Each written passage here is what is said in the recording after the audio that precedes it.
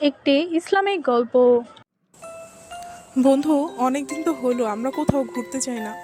আমাদের কোথাও একটা ঘুরতে যাওয়া উচিত। হ্যাঁ, তুই ঠিকই বলেছিস। চল আজকে কোথাও একটা থেকে ঘুরে আসি। জায়গাটা কি সুন্দর বল। হ্যাঁ বন্ধু, আমার তো এই জায়গাটা খুব পছন্দ।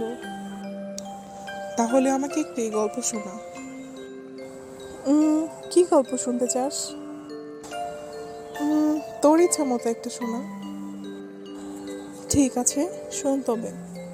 একবার এক গ্রামে একটা লোক বাস করত। সে ছিল খুবই সৎ আর কর্মশীল এবং আল্লাহর উপরে সে অনেক বিশ্বাস রাখত।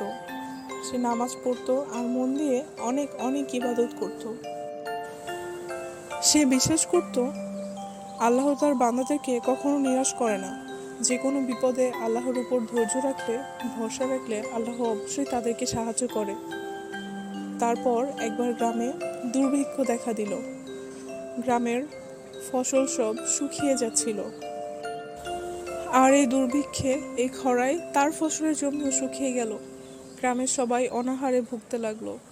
কোথাও কোনো খাবার পাওয়া যাচ্ছিল না। তবে সবার মাঝখানে সেই লোকটি আল্লাহর উপর অগাধ ভরসা রাখলো যে আল্লাহ একদিন সবাইকে এই বিপদ থেকে রক্ষা করবেই। তারপর একদিন লোকটি তাদের বাসার পাশের নদীতে একটি থলে ভেসে যেতে দেখছিল। তারপর সেই থলের মধ্যে বেশ কিছু শুকনো খাবার এবং বেশ কিছু সোনার মুদ্রা পেল। তারপর সে পুরো গ্রামের সবাইকে জানালো, কিন্তু কেউ বললো না যে থলিটি তার। অনেকদিন পরে লোকটি বুঝতে পারলো এটা হয়তো আল্লাহর পক্ষ থেকে তার প্রতি আল্লাহর রহমত।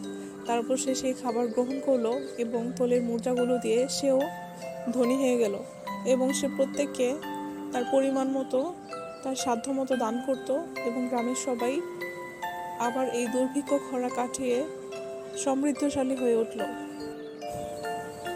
এই গল্প থেকে আমরা শিখলাম আল্লাহর উপর ভরসা রাখলে আল্লাহ অবশ্যই আমাদেরকে সাহায্য করে। তাই সব পরিস্থিতিতে ধৈর্য ধরে আল্লাহর উপর অগাধ ভরসা রাখতে হবে। হ্যাঁ বন্ধু, তুই ঠিকই বলেছিস। আর গল্পটি খুব সুন্দর ছিল।